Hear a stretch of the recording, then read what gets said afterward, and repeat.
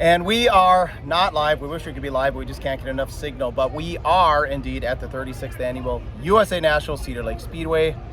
It is Bert Lehman to my right, to your left. It is Steve Pogerels to your left, to your right, my left. And it is Puka speaking.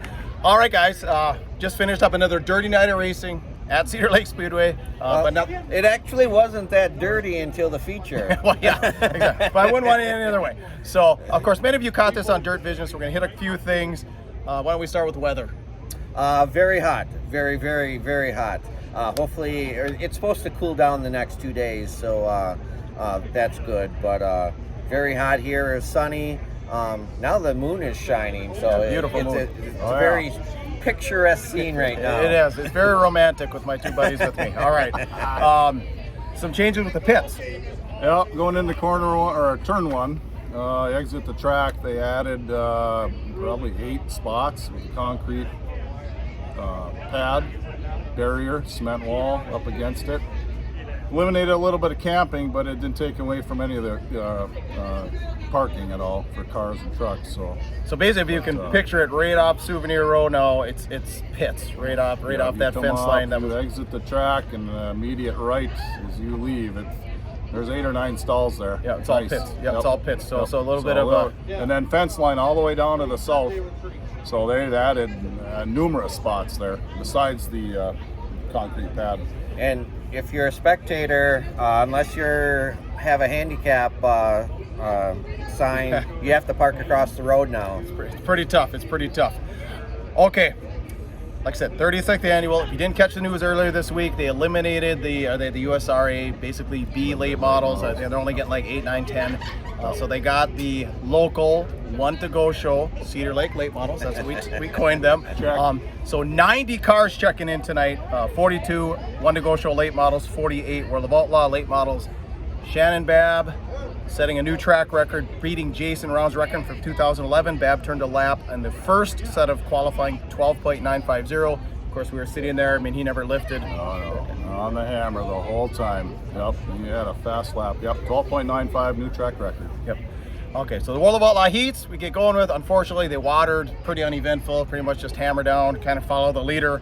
However, the one to go show late models put on a great show. Now, Ryan Aho, one thing you always want, you want all the guys to show up at one place for an event. I'm telling you, it's not the legendary 100. It's not the Wazota 100. It's the USA Nationals, because here's what we got. We got guys from the north. We got like Shane Edgington. We've got Anderson coming from Grand Forks. We've got guys from the west. Searing was here. Chad Olson was here. Virgil Randall all the way from Black Hills, South Dakota. Boozma from Huron. Guys from the south, including Nate Banoff from Iowa. Jake Tim, Sorensen.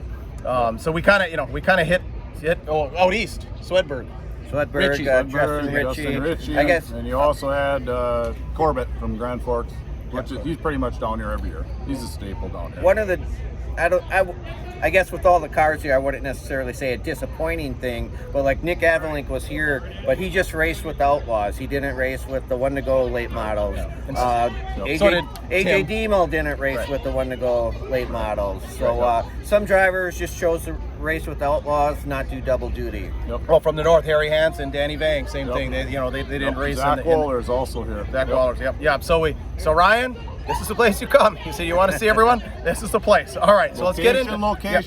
So some of the more exciting races were indeed the heat races for the one to go show late model. So here's just a couple of stats. Let's see here. I'm having a hard time seeing Zach Waller's 3rd to 8th in his heat race.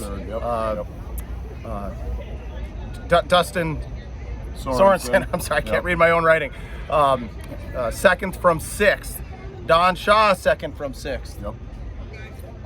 And in one of the heat races, there's going to be Christmas card. Well, maybe not Christmas cards sent from Jake Miller to Travis Budaslavich. Jake Miller was not happy.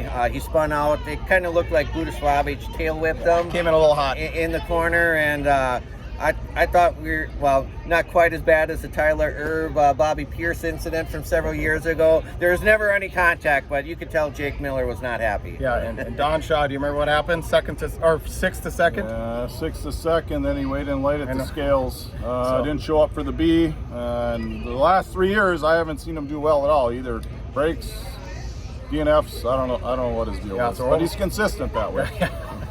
Hoping for better luck for Don Shaw. We like watching him race.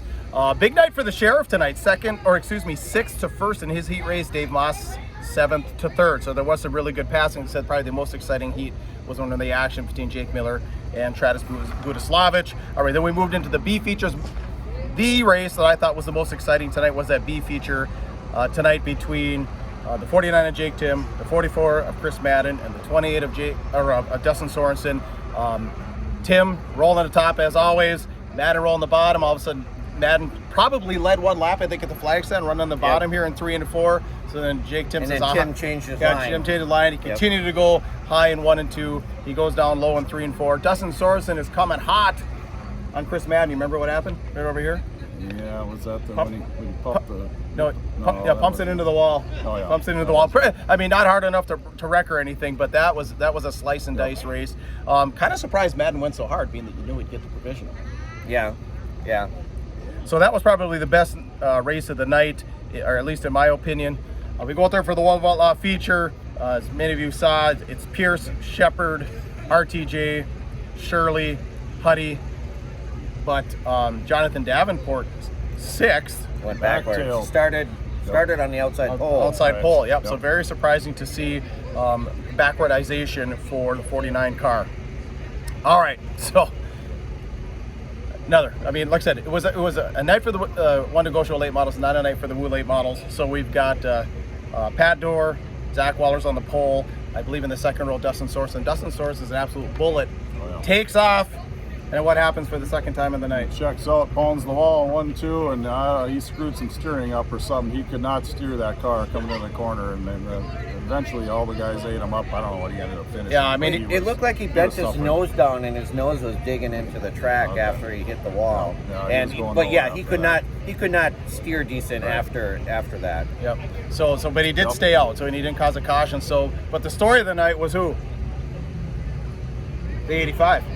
Oh yeah, John Canto, as of old. I mean, he looked like he was, 15 years younger. I mean, I don't know what they did to that car, but he was lights out in the heat race, and he come from the 4th row? I don't know where it was in the feature. He ended up 2nd place, but he was reeling indoor. Yeah, he was rolling. Yeah, he was reeling indoor, and they got into lap traffic. It got interesting, but he couldn't get the 1 Express, so Dorr pulls another one off.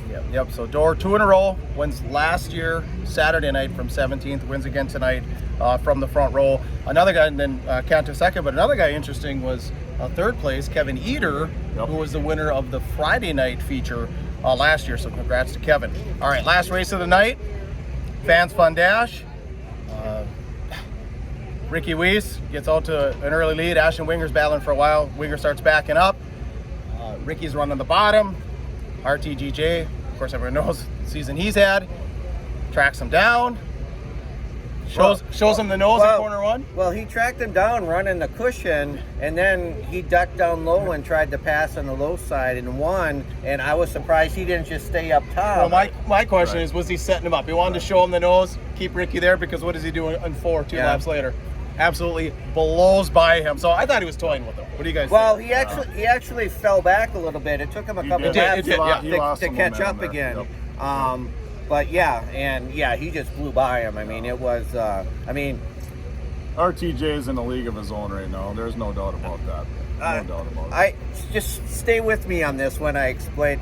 I grew up on a farm, and we had a lot of farm cats, and the farm cats would catch mice, and sometimes they'd play with the mice. They'd bat them with the paw. They'd let them run a little while, then they'd catch them again. That's what RTJ reminds me of. Mm-hmm. He's just a little bit better than everybody else. He's like a cat. He catches the mouse. He may play with it for a little while, but he's ultimately going to win at the end. Well, that's what he said. He said after the Fans Fun Dash, they tested a little something. Now, in that feature, you know, there were a couple of times when he was running third, fourth, and he was kind of hanging there, but then all of a sudden, he'd be in the mix. You know, it's almost kind of like he was like, hey, that looks fun up there, and he'd kind of get in the mix.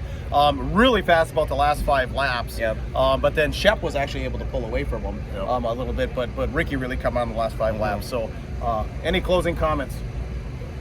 No, I'm good. I mean, like we said, Bobby Pierce won the feature, but I don't think he had the best car out there. I'm sticking with my pick. I still think it's RTJ Saturday night. Yeah, although Pierce, he made it through lap traffic there. It was hairy toward the end. I mean, he picked his lines, made it through, and I do want to say it was a good run for Brandon Shepard. You know, he struggled a little bit this year, and he finished second, right? He got second. He got second on the high side, like as of old, back in the Lucas Oil Series years ago. Yeah, so like I said, Pierce did what he had to do. 30 lap feature only tonight, $6,000 to win. 25. Was it 25? 25 lap? Okay, excuse me. Okay, the one to go show late models are 30. Oh, okay. Right. Yep. So but yeah, I mean, all in all, I mean, it's a good night of racing. Great way to kick it off. So the heat was immense, but it's supposed to kind of tame itself a little bit. It's supposed tomorrow. to be cooler the next 2 days. And Saturday. So we'll be here. Head to the pits now. Might get some interviews.